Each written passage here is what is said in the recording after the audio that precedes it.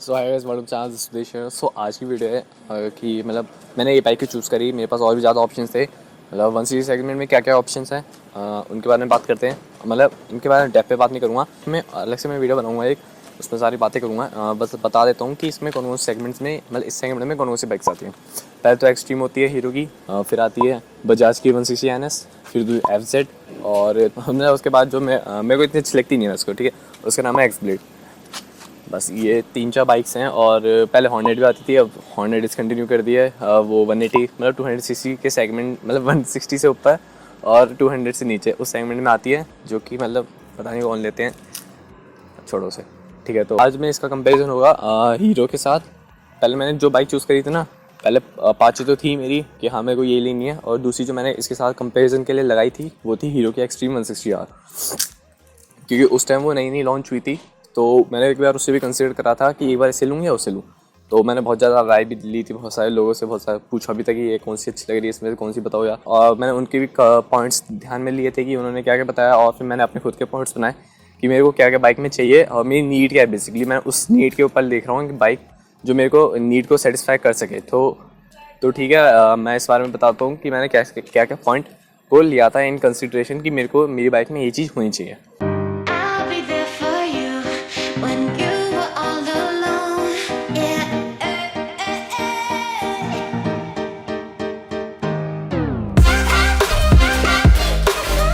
be there for you when you were all alone. Yeah. I'll be there for you when I'll be for you. सो ठीक है, पहला point था looks. Looks सबकी personal choice होती है, मैं ज़्यादा उस पर कमेंट करूँगा नहीं। बट अगर मैं हीरो की और अपाचे की बात करूँ ना, अपाचे उस टाइम नई नई आई थी, मतलब ये वाला मॉडल इसका जो BS6 में है, कि जो शार्प हेडलाइट्स हैं इसकी। और हीरो की बात करूँ तो उसकी जो क्यूट सी है उसकी, मतलब सही बताऊँ तो मेरे को उसकी ज़्यादा पर्सनली बताऊँ तो जब मैंने उसकी पहली बार देखा था ना हीरो के एक्सट्रीम 160R की हेडलाइट को और अपाचे 164V को, बट इनकी हेडलाइट्स में बहुत ज़्यादा डिफरेंस था। मेरे को ज़्यादातर उसकी हेडलाइट ज़्यादा अच्छी लगी थी किसकी, 160R की। मेरे को उसकी ज़्यादा हेडलाइट्स अच्छी लगी थी क्योंकि वो दिखने में क्यूट सी लग रही थी। एक तो नया नया मॉडल आया था मार्केट में, क्या बताए उस वजह से भी ज़्यादा अच्छी लग रही हो। बट इसके इतने मेरे को सही बताऊँ पर्सनली इतनी अच्छी लगी थी उस टाइम की बातें, जब मैं फोटोज़ और वीडियोज़ में देखता था, बट मैं पर्सनली जाके नहीं देखा था उसे। सो उस टाइम मैंने हीरो की 160R को एक बार पर्सनली जाके विजिट भी करा था, तो मैं उस हिसाब से बता रहा हूँ कि हाँ मेरे को उसकी लाइट अच्छी लगी थी। ये हो गया मेरा पहला पॉइंट लुक्स के बारे में। दूसरा पॉइंट है इंजन। इंजन जो सबसे मेन चीज़ होती है बाइक की, रिलायबिलिटी।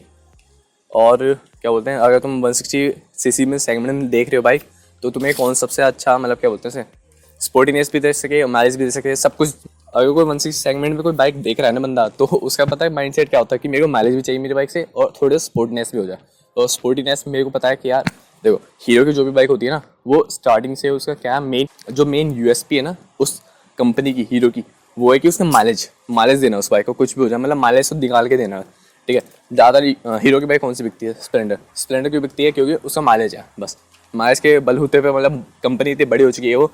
ठीक है, तो माइलेज तो यार तुम देख लो कि हीरो की बाइक सबसे ज़्यादा माइलेज देती है, उसका कंपटीशन ही नहीं है माइलेज के चक्कर में। और दूसरा था स्पोर्टीनेस, कि मेरी बाइक अब भंगनी चाहिए मतलब 160 सेगमेंट में, वही तो मैंने बताया ना कि बंदा अगर कोई लेता है ना 160 सेगमेंट की बाइक, तो उसको चाहिए बहाना, मतलब स्पोर्टीनेस तो होनी चाहिए और इसका इंजन होना चाहिए स्मूथ। ठीक है, ये बात थी इंजन के मामले में। और भी अगर मेरे को पॉइंट याद आएंगे तो मैं बता दूंगा इंजन से रिलेटेड, जैसे स्मूथनेस होना चाहिए, ठीक है, रिलायबल होना चाहिए, रिलायबिलिटी कौन सी इंजन की ज़्यादा अच्छी है। हीरो की बाइक मेरे पास पहले भी बड़ी है स्प्लेंडर, और तो मैं तो कोई 2 बार से ना हीरो की चूज़ करनी नहीं थी, पहले ही सही बता दिया मैंने। तो हीरो की मैंने एक बार कंसिडर, क्योंकि मुझे पता है हीरो में क्या क्या प्रॉब्लम्स आती हैं। तुम लोअर CC सेगमेंट में लो या हायर CC सेगमेंट में लो, तो वैसे भी तुमने देखा होगा कि हीरो ना ज़्यादातर लोअर CC सेगमेंट की जो बाइक होती है ना, उनको ज़्यादा अच्छे से बिल्ड करता है as compare to higher CC segment, क्योंकि उनका लोअर सेगमेंट ही ज़्यादा बिकता है, तो ज़्यादा लोअर सेगमेंट पे फोकस करते हैं। बट वो धीरे धीरे ना अपर सेगमेंट में आने की कोशिश करते हैं, बट जो कोशिश करते हैं ना वो हो नहीं पाती उनसे ज़्यादा, क्योंकि मतलब तुम खुद देख लो हीरो की बाइक्स कितनी आके कितनी चली भी गई। कितनी बाइक्स आई थी हीरो की? पहले करिश्मा आई थी, बस चली था, उसका क्रेज़ बहुत था, मतलब कॉम्पिटिटर में और भी बाइक्स थी, बट जो करिश्मा जब आई थी ना, देखो उसका क्रेज़ अलग ही था, करिश्मा का क्रेज़ ही अलग था। और बट धीरे धीरे तुम खुद देख लो, और आई, फिर बाद में एक्सपल्स आई, धीरे धीरे CBZ आई, और मतलब और भी हायर सेगमेंट CC में 200 CC सेगमेंट तक बाइक ना इन्होंने निकाली है, बट वो इनकी ना इतनी कारगर नहीं रही है इन्हें, क्योंकि जो हीरो कंपनी को जो एक्सपीरियंस है ना ज़्यादातर लोअर सीरीज सेगमेंट की बाइक में है, बट जब वो हायर सीरीज सेगमेंट में कोई एक्सपेरिमेंट निकालते हैं ना अपना, तो वो टिकता तो है, मतलब वो चलता तो है, बट इतना ही चल पाता है कि दूसरी कॉम्पिटिटर बाइक्स को कॉम्पिटिट कर सके। इस वजह से, क्योंकि उनका इंजन की बात करें तो रिलायबल तो है इंजन हीरो के, नो डाउट हीरो का इंजन रिलायबल है, बट हायर सीरीज सेगमेंट में देखो ना तो उनके मैकेनिक ऐसे हैं कि वो नहीं हो पाता उनसे, क्योंकि उनको लोअर सीरीज सेगमेंट की आदत हो चुकी है, इतनी बाइक उन्होंने सर्विस करी कि उन्हें लोअर सीरीज सेगमेंट के बारे में सब कुछ पता है।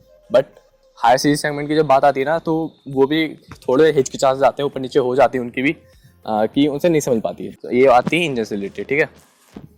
अब बात आती है थर्ड पॉइंट की, जो है कंफर्ट, ठीक है। कंफर्ट के बारे में बात करूँ तो वन सीरीज सेगमेंट में इससे कंफर्टेबल बाइक कोई नहीं है। मतलब मैंने बहुत सारे रिव्यूज़ देखे बाइकों के ऊपर कि मतलब ये बाइक कैसी है, इसका कंफर्ट कैसा है, उसका कंफर्ट कैसा है, इसका सस्पेंशन कैसा है, उसका सस्पेंशन कैसा है। क्योंकि कंफर्ट कहाँ से आता है, पहला सीट से और दूसरा सस्पेंशन से, तीसरा टायर से, ठीक है। ये चीज़ रोल प्ले करती है, तो तुम्हारा कंफर्ट निकलता है अच्छे से जाके। सीट की कुशनिंग की बात करूँ तो अपाचे की सीट की कुशनिंग है ना बहुत ज़्यादा सॉफ्ट है। मतलब बैठते तो तुम्हारा बम आराम से नीचे दब जाता है, ज़्यादा उसमें गड्ढे वड्ढे के बारे में पता लगता नहीं है। बट हीरो के बाइक्स के बारे में बात करूँ तो उसके भी कंफर्ट अच्छा है, बट ऐसा नहीं है कि अपाचे को टक्कर दे सके। अपाचे का बहुत ज़्यादा सॉफ्ट है, मतलब कंफर्ट ऐसा है बस कि पूछो मत, ऐसा है कि सोफे की तरह, नहीं सोफा ज़्यादा हो जाएगा, बट ऐसा है कि हाँ बहुत ज़्यादा सॉफ्ट है as compare to Hero. Hero में थोड़ा क्या बोलते हैं हार्डनेस सी है, बट अपाचे में ऐसे नहीं है। अपाचे की जो सॉफ्टनेस है ना, उसके सस्पेंशन हार्डनेस में मतलब कर देते हैं कि हाँ कि बाइक तुम्हारा परफॉर्मेंस भी दे देगी और कंफर्ट भी दे देगी। बस उसके कि कंफर्ट में ना सस्पेंशन जो है ना अपाचे के, वो थोड़े स्टिफर साइड में क्या बोलते हैं उसे सेट है, स्टिफर साइड में सेट है। उससे क्या होता है, स्टिफर से क्या होता है कि जो तुम्हारी कॉर्निंग होती है ना, कॉर्निंग एबिलिटीज़ जो होती हैं वो बाइक अच्छी निकाल के देती है एज़ कम्पेयर टू अगर तुम्हारे सॉफ्ट है। जैसे हीरो की बाइक की जो है ना उसकी सॉफ्ट सस्पेंशन सेटिंग है, तो उससे क्या होता है कि जब तुम कॉर्नरिंग कर रहे होते हो ना उससे, जब तुम उससे कॉर्नरिंग कर रहे होते हो तो वो उतना क्या बोलते हैं उसे कॉन्फिडेंस, इतना वो कॉन्फिडेंस नहीं दे पाती है वो बाइक हीरो की, जितना अपाचे दे देती है। बट अपाचे भी इतना नहीं दे पाती जितने और भी बाइक्स है सेगमेंट में उतने दे देती है। बट हाँ अगर हीरो से कंपेयर करूँ तो हीरो के मुकाबले सही दे देती है वो, ठीक है। और सस्पेंशन से रिलेटेड दोनों में मोनोशॉक है, नो डाउट, दोनों दिखने में बहुत अच्छे हैं, दोनों में कुछ कहूँगा नहीं, ठीक है। फिर फोर्थ पॉइंट आता है सीट का। सीट सबसे मेन रीज़न था, क्योंकि मेरी जो नीड थी ना वो सबसे पहली नीड थी कि सीट कंफर्ट तो अच्छी होना चाहिए, बस सीट बड़ी भी होनी चाहिए। क्योंकि जो सीट का जो मामला है ना, उसी की वजह से मैंने ये बाइक चूज़ करी है। मेरी नीड क्या थी, ये तो मेरे को फैमिली पर्पज़ के लिए बाइक भी देखनी थी और अपने हिसाब से भी। ऐसा नहीं हो कि हीरो की तरफ चला जाऊँ तो फैमिली को भूल जाऊँ, नहीं, फैमिली पर्पज़ के हिसाब से भी देखनी थी। क्योंकि क्या होता है कि तुम्हें कभी फैमिली को भी उठा के लेके जाना होता है, और मेरा तो रोज़ का काम है फैमिली के साथ, तो मेरे को चाहिए थी ऐसी सीट जो लंबी भी हो और अच्छा कंफर्ट भी प्रोवाइड करे। ऐसी नहीं, क्योंकि हीरो की सीट है ना, आप खुद देख लो, छोटी है। तो हीरो की सीट की बात अगर मैं बात करूँ तो एज़ कम्पेयर टू अपाचे बहुत ज़्यादा छोटी है। ड्राइवर के पास बहुत ज़्यादा स्पेस है एज़ कम्पेयर टू प्लेन के पास बिल्कुल स्पेस नहीं है। अपाचे में ना प्लेन के पास भी स्पेस है और ड्राइवर के पास भी स्पेस है। सो एक ये मेन रीज़न था कि मैंने अपाचे को क्यों चूज़ करा एज़ कम्पेयर टू अगर मैं हीरो के कंपेयर में करूँ तो, क्योंकि मेरे को चाहिए थी फैमिली पर्पज़ के लिए बाइक जो मेरे को भी क्या बोलते हैं उसे, मेरी भी नीड पूरी कर सके और मेरी फैमिली की भी नीड पूरी कर सके। तो मेरे को ऐसी बाइक देखनी थी। बट हीरो की बाइक जो ऐसी है ना, वो बस ऐसा कर रही थी कि मेरे स्टैंडर्ड को फुलफिल कर रही थी। क्योंकि जो प्लेन की सीट, क्योंकि जो ड्राइवर साइड की सीट है ना बहुत सही है, बट अगर मैं प्लेन के पास जाके देखूँ तो वो बिल्कुल भी नहीं है। प्लेन में है ही नहीं कुछ जगह, बहुत छोटी सीट है सही बताऊँ तो। जस्ट लाइक कॉलेज गए, अगर तुम ऑफिस गए हो, कॉलेज गए हो, तो सही बताऊँ तो बहुत बेटर ऑप्शन है अगर तुम एक्सट्रीम की तरफ जाओ तो। क्योंकि उसमें जो सीट है ना बहुत छोटी है, तो बंदे बंदे के साथ बिठा के आराम से जा सकते हो। तो वो छोटी सीट ना उसमें काम आएगी, बट फैमिली पर्पज़ के लिए वो सीट नहीं है। क्योंकि लेडीज़ क्या होती है ज़्यादातर एक साइड पैर करके बैठती हैं, तो जो हीरो की बाइक है ना वो इतना सपोर्ट नहीं दे पाती है अगर एक साइड पैर करके बैठती है तो लेडीज़, तो उसमें वो मार खा जाती है एज कम्पेयर टू अपाचे, ठीक है। सीट का हो गया। फिफ्थ पॉइंट आता है इसका इलेक्ट्रिकल्स के बारे में बात करूँ तो स्टार्टिंग से ही ना हीरो की बाइक्स में देख लो और अपाचे और टीवीएस की बाइक्स देख लो, इलेक्ट्रिकल्स में हमेशा जो हीरो होती है ना वो पीछे हो जाती है। मतलब कि उनके इलेक्ट्रिकल्स से ज़्यादा टिकते नहीं है। मतलब स्विच गियर्स हो गए या फिर कोई उन्होंने नए फीचर हीरो की बाइकों में, जैसे कि मेरे पास स्प्लेंडर है आई स्मार्ट, ठीक है। तो उसमें क्या है, जो उनका i3s सिस्टम दिया था ना उन्होंने बहुत पहले की, जब मैं कब ली थी मैंने, आई थिंक मैंने पापा ने 2014-15 के आसपास अराउंड ली थी। उस टाइम क्या था कि नया नया फीचर आया था i3s आई स्मार्ट। उसमें क्या होता था कि अगर तुम्हारी बाइक खड़ी है ना, उसमें पता ही होगा कि कैसे बंद हो जाती है वो मालिश के लिए, मतलब मालिश का ये बेकार सिस्टम था, सही बताऊँ तो। इससे अच्छा किल स्विच दे देते, वो सबसे बेटर ऑप्शन है। बट इन्होंने क्या दिया, उसमें क्या हुआ, 2-3 साल उसने आराम से निकाल दी मेरे। बट उसके बाद उसमें स्विच में प्रॉब्लम आने लगी। यही बात थी हीरो के साथ, जो मैंने उसको हीरो कंसिडर नहीं करा। आपसे भी देखना कि इलेक्ट्रिकल्स जो है ना, बाइक सही प्रोवाइड, कंपनी सही प्रोवाइड कर रही है। अगर उसका ट्रैक रिकॉर्ड अच्छा है इलेक्ट्रिकल्स में, तो तुम तभी चूज़ करना। क्योंकि जो TVS है, अपाचे सीरीज़ को बहुत टाइम हो चुका है, सही बताऊँ तो बहुत ज़्यादा टाइम हो चुका है। छोटा था ना, मेरा तभी से ड्रीम था एक अपाचे लेनी है यार, कभी लेनी है कि अपाचे। उस टाइम वो निकलती थी 2V, कौन सी, ग्रीन कलर में, देखा हो तो कभी 2011-12 का ऐड था, इतना ध्यान नहीं मेरे को। चलो उसके बारे में कभी बाद में बात करूँगा मैं।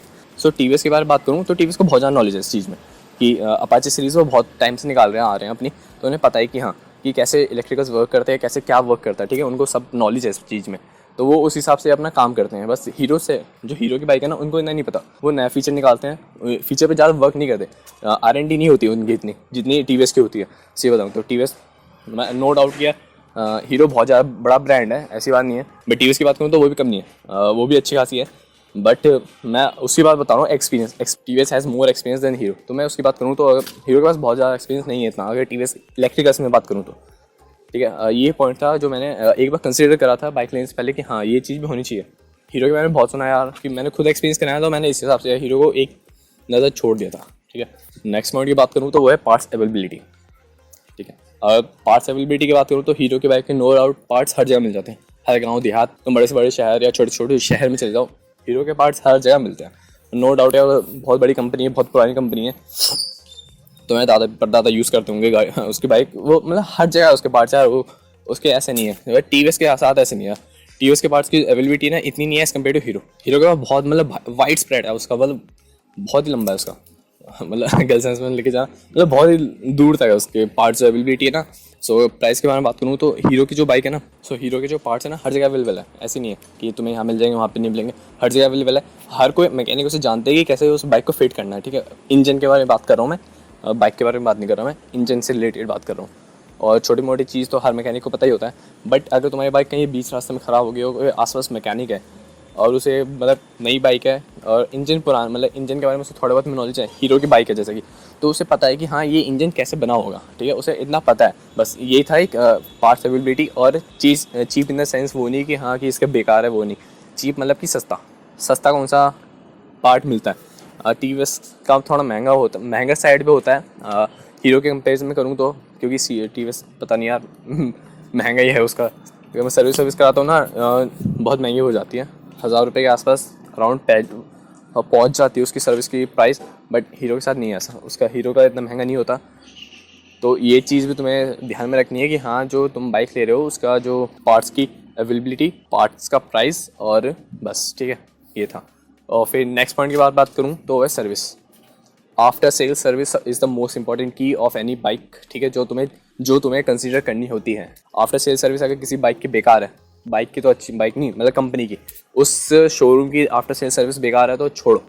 मतलब बाइक कितनी भी अच्छी हो, अगर उसकी आफ्टर सेल सर्विस बेकार है ना, तो वो तुम्हारी बाइक कबाड़ा है। क्योंकि तुम बाइक लेते हो ना, वो नई बाइक है और BS6 बाइक है, वैसे भी नई बाइक है, तो बाहर के मैकेनिक को तुम नहीं दिखा सकते। वैसे भी तुम्हें पता है बाहर के मैकेनिक को इतना नहीं पता BS6 के बारे में जितना अंदर के मैकेनिक को पता होता है। बट अंदर का मैकेनिक बाहर के मैकेनिक से भी रद्दड़ है, तो वो तुम्हारी बाइक को कबाड़ा बना देगा, ठीक है। और नई बाइक होती है तो पहले की 5 फ्री सर्विस होती है, वो हर किसी को लेनी होती है कोई भी नहीं छोड़ता। तो उस टाइम पीरियड में, जो 5 सर्विस के टाइम पीरियड में, अगर तुम्हारी बाइक में कोई फॉल्ट आ रहा है, ठीक है, तो वो मैकेनिक सही नहीं कर पाएगा, वो सही करने की जगह और भी बेकार कर सकता है उस बाइक को। तो तुम्हें ना ये कंसीडर भी करना है कि आफ्टर सेल सर्विस कैसी है उस बाइक की, कि उस शोरूम की, ठीक है। हर बाइक कंपनी की अच्छी होती है, क्योंकि जो मेरे यहाँ पे है ना, मेरे यहाँ पे 2-3 शोरूम्स हैं, ठीक है। तो मैंने कहाँ से लिया, जो मेरे यहाँ से बहुत दूर है इसलिए नहीं कि मेरे को दूर ही जाना था, नहीं, जो मेरे पास है ना वो बहुत बेकार है उसकी। मैं सर्विस मैंने मालूम करा था, कैसे पूछा कि जैसे कि आसपास कोई मेरे को उस कंपनी की बाइक दिख जाती थी, मतलब उस शोरूम की बाइक दिख जाती थी ना, तो मैं उससे जाके पूछता था, भाई मतलब कि तुम यहाँ से बाइक ले रहे हो तो मतलब इसकी सेल सर्विस कैसी है? तो उन्होंने बोला कि हाँ यहाँ से अच्छी, तो मैं कहीं और से ले लेता। मैंने ये सब बहुत, मतलब एक दो से नहीं पूछा, मैंने बहुत सारों से पूछा। मतलब फिर भी मेरे को दिख जाता ना कि शोरूम लिखा हुआ है, मतलब उस बाइक के ऊपर ये शोरूम का नाम लिखा हुआ है, तो मैं उससे फटाफट से पूछ लेता था, ठीक है। तो ये काम भी तुम्हें करना है आफ्टर सेल सर्विस, अगर तुम्हें बाइक की अच्छी चाहिए तो मैंने दूर से जाके, इतना दूर में जाने का ये रीज़न था, वरना मैं पास से तो क्यों नहीं ले सकता था पास से। ये मेन रीज़न था कि आफ्टर सेल सर्विस ना मेरे को अच्छी चाहिए बाइक की। बाइक तुम कितनी भी अच्छी ले लो या बेकार ले लो, ठीक है, अगर तुम्हारी बाइक अच्छी है तो आफ्टर सेल सर्विस उसकी बेकार है तो तुम्हारी बाइक बेकार है, कबाड़ा है, ठीक है। अगर तुम्हारी बाइक बेकार है और आफ्टर सेल सर्विस अच्छी है तो वो बाइक को तुम्हारी ऐसे चमका कर रख देना पूरी, क्योंकि उसको मैकेनिक को पता है कि he knows the value of the customer, कि शोरूम को पता है कि customer is the most important person in this, ठीक है, कि उसे मुझे, क्योंकि मुझे ना उसे खुश करके रखना है, वो है तो मेरा शोरूम है, वो नहीं है तो मेरा कुछ भी नहीं है, ठीक है। ये था पॉइंट्स, ठीक है, कि आफ्टर सेल सर्विस के बारे में, ठीक है। तो नेक्स्ट पॉइंट के बारे में बात करूँ तो वो है फीचर्स, मतलब कौन सी बाइक कितने फीचर्स देती है। 160R और 164V के बीच में कंपेरिजन चल रहा है, तो फीचर्स कौन सी बाइक देती है। नो डाउट कि 164V ज़्यादा फीचर्स देती है एज़ कम्पेयर टू 160R के। सो इंस्ट्रूमेंट क्लस्टर के बारे में बात करूँ तो खुद देख लो यार कि एक तो स्क्रीन इतनी बड़ी है, ईजिली रीडेबल किसका इंस्ट्रूमेंट क्लस्टर है, ठीक है। उसमें फीचर पैक कौन सा है, नो डाउट 164V टॉप है, ठीक है इसमें। तो बस यार मेरे को फीचर लोडेड बाइक चाहिए थी एक, तो फीचर मामले में तो इस सेगमेंट में देख लो 160 सेगमेंट में इससे ज़्यादा फीचर ना 164V से ज़्यादा और कोई देती नहीं है। हाई स्पीड हो गया, रिकॉर्डर, टेल लैप टाइमर हो गया, मतलब और भी चीज़ें होती हैं जो ये वाली बाइक ऑफर करती है अपने उसमें इंस्ट्रूमेंट क्लस्टर में, बट और कोई बाइक इतना ऑफर नहीं करती है। बस में एक दो चीज़ मिसिंग है, जैसे कि ब्लूटूथ कनेक्टिविटी हो गई, गियर पोजिशन इंडिकेटर हो गए। सो ये वाले पॉइंट्स से जो मैंने अपने ध्यान रखे थे कि मेरे को बाइक लेनी है तो मतलब कैसे लेनी है, तो ये सारे पॉइंट्स को कंक्लूड करके मेरे एक दिमाग में आया अपाचे। अपाचे तो वैसे भी था ही मेरा कि हाँ मेरे को लेनी है। ड्रीम बाइक थी एक तो मेरी बहुत पहले से, बचपन से, मतलब कि हाँ मेरे को अपाचे लेनी है। ये एक मेन रीज़न ये भी था कि अपाचे ही है, और दूसरा तो मैंने बाकी सारे पॉइंट्स में गिनाई दिए आपने। और भी बाइक से मैं कंपैरिजन करूँगा इसका, जैसे कि NS हो गई, FZ हो गई, एक्स ब्लेड हो गई, जो उसको मैं कंसिडर करता नहीं था क्योंकि मेरे को अच्छी लगती नहीं है। बट ऐसी बात नहीं है वो बेकार बाइक है, बट मेरे को अच्छी लगती है क्योंकि लुक्स के बारे में, लुक्स इससे मोस्ट इंपॉर्टेंट की। सरकास्टिक वे में तो नहीं जा रहा कहीं, छोड़ो, बट लुक्स ना बहुत इंपॉर्टेंट होते हैं। मेरे को उसका पता नहीं ऐसा चौड़ा सा मुँह लगता है उसका। सो इसके बारे में बाद में बात करूँगा, बट जो भी था मैंने सारे पॉइंट्स गिना दिए, और नेक्स्ट वीडियो में मैं बताऊंगा कि मैंने दूसरी बाइक से कंपैरिजन करके बताऊंगा कि मैंने ये बाइक ली थी। So that's it for the today's video. Hope you guys enjoy this video. अगर अच्छी लगे लाइक कर देना, नहीं अच्छी लगी तो डिसलाइक कर देना। तो मिलते हैं नेक्स्ट वीडियो में। Till then stay tuned, bye bye.